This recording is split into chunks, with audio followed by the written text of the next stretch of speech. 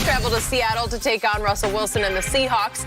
LA is coming off a rough loss to the division-leading Cardinals for their first defeat of the season. So, Shannon, will Matthew Stafford and the Rams bounce back in a win in Seattle? He will. Yes. I think the Rams are a serious Super Bowl contender. They're one of the three best teams right now in the NFC. I still believe that, Skip. They had a bad game against Arizona. There's no question about that. Throws that Matthew Stafford had made in every game up until that point, he missed damn near every throw that he had an opportunity for Cooper Kupp. You talk about some missed throws. He missed a bunch of them. He had D-Jack early in the ball game that what should have been a 85-yard touchdown, and he underthrew him, and it ended up getting picked. He missed Cooper Kupp. Throw after throw after throw after throw.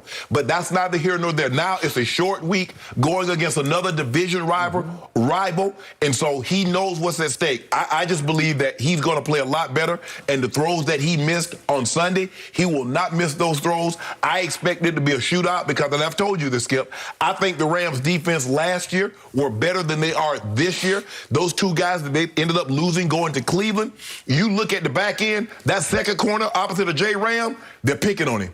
A.J. Green, everybody, that's where people are making their money. That's where they're bailing their hay at, is on his side of the field. Jalen Ramsey can't be at two places at one time. If he takes the best receiver, if he takes D.K. Metcalf, somebody's going to have to do something with Tyler Lockett. If he takes D-Hop, somebody's going to have to do with A.J. Green and Rondale Morris and the Christian Kirk. So he can't be all over the field.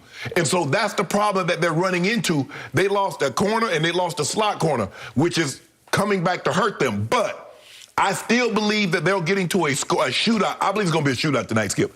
I'm hoping. I hadn't looked at the weather report. I don't think it's going to be inclement weather or anything, because you never know what you're going to get in Seattle, Skip. It might be sunny, and then next thing you know, you get misted and you get rain, you get all that other stuff, and then all bets are off. But I expect them. Seattle has a last in total defense, 28th in pass D, and I think the Rams have one of the better passing attacks, and Sean McVay is going to bounce back, he and Matthew Stafford. So I'm expecting big things tonight, and they'll be right back on track. So it's blowout, Rams blowout? You put some dew on it, and I tell you. Really? Put some dew on it, and I tell you what it's going to be. I'll take the points right now. No, you ain't taking nothing. What you're going to do is take the 2 Ks of dew I got for you, Rams and Seattle, straight up.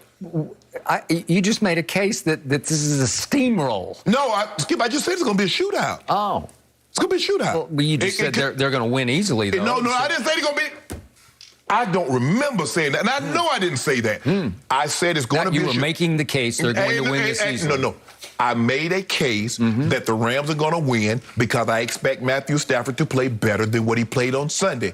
But both teams' defense lately has been leaving a lot to be desired. Seattle's defense has been shaky all year long. At least the Rams have played some pretty good defense up until the last couple of weeks. I expect them to bounce back. I expect them to put pressure on Russell Wilson, and I expect them to win. Well, the Rams have played pretty good defense until the last couple of weeks. We've only had 4 weeks, so they played 2 good weeks. How many is a couple? So is a couple, is that 4 people? Shannon Sharp, I'm going to ask you the question of the moment, maybe the biggest question in the NFC. What? Are you sure Matthew Stafford is that guy? Because I'm not convinced. He's that guy that beat the brakes off Tom Brady. He might not be the guy, but he was that guy. Right place, right time. Played your Super Bowl that day. Hey, what no Super Bowl? Still underthrew D-Jack twice in that game. Yes. Finally hit him with a big one where the defense completely broke down. Mike Edwards bit and fell. He actually fell down. So Coach McVay could run all the way up the tunnel. We got this. Stop. We just won the Super Bowl. You played your Super Bowl. You won it. I give you credit for that. But unfortunately, it's not really the Super Bowl because it was only week 3. That's how we approached it. So I'm going to bring this up again, and we'll see a lot more tonight on the big solo stage on Thursday Night Football at Seattle. Tough place to play. Matthew knows it's a tough place to play. He's been in the playoff games 3 times in his career, and he lost to the 3rd playoff game up there 26-6. Had a QBR of 44, not very good. Threw for 205 yards. Well, you remember that 2016. What was a Thursday night, a Monday night game? They're going in for the win, and Cam Chancellor hit Megatron, and Megatron ended up fumbling the ball. Okay.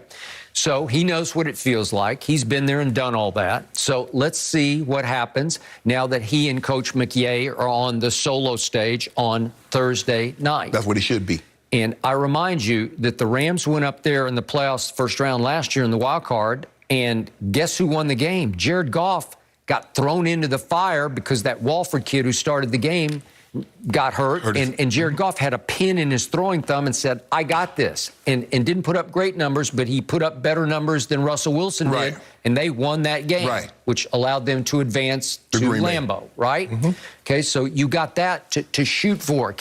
Can Matt Stafford go up there and win the way Jared Goff sucked it up and won? But, Skip, you know, every game is a different game. Every year is different. You can't look back and say, well, they went there last year and won, so therefore they should automatically go back there this year and win. Football doesn't work like that. Okay. I'm going to ask you again. Yes.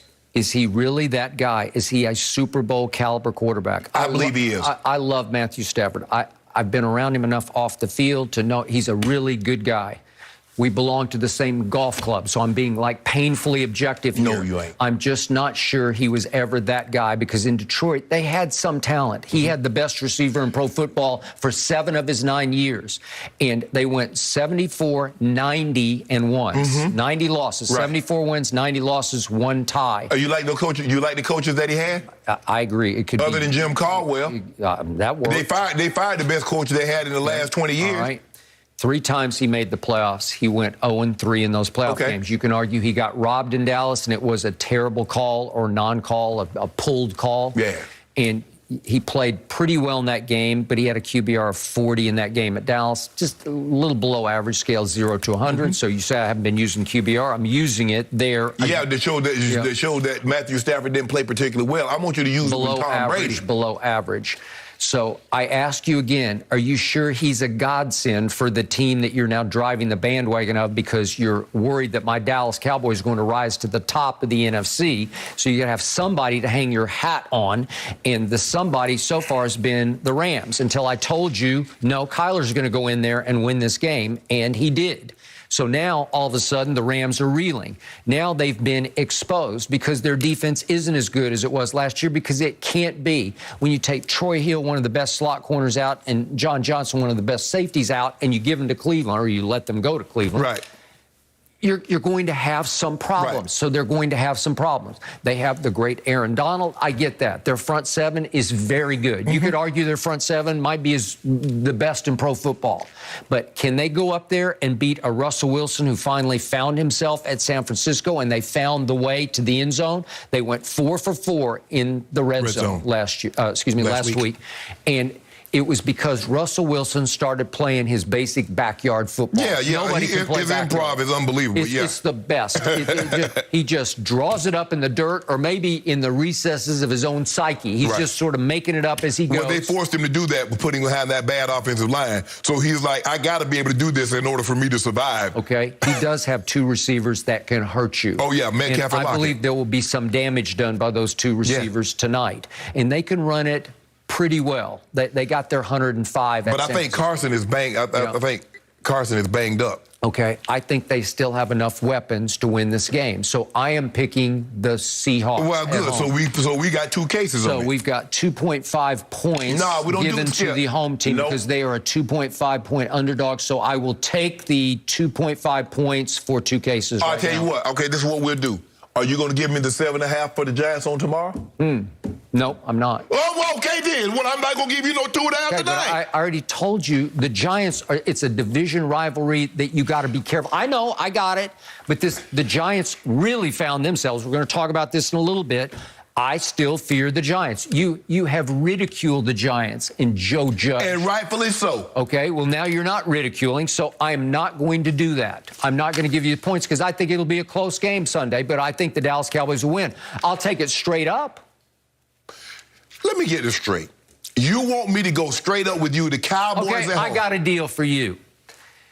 I'll go 2 cases tonight straight up on the Seahawks, but you got to go straight up on the Giants, 2 cases on Sunday. No. Why not? Because, Skip, the Giants won 1 game, and it took them overtime to do that. Seattle's won 2 games. They only played 4. Okay, well, the Giants have only played 4. Okay, they won 1. The Seahawks have won 1 more game than the Giants in overtime. Okay. So? No. They won at New Orleans. That's a big deal. That's a quality win. Really, Skip? Right? Really? We've seen New Orleans play. I made my best deal. I gave it to you on a silver platter. I don't want it. The one tonight's a gift. I'm giving you a gift. I don't want it. Well, you love the Giants. You love Danny Dimes. You love Saquon. I sure do. Okay. Well, you can have it if you want it. I don't. Okay. It's sitting right in the middle of the table. I'm going to let it sit right there. I think I'll take a sip of it. I'm going to let it sit right there. It's a decoration. Breakfast of champions. A decoration? Yeah, it's a table setting. Okay, well, if you change your mind, Shannon, I'm sure the offer will stand a little bit later. Guys, our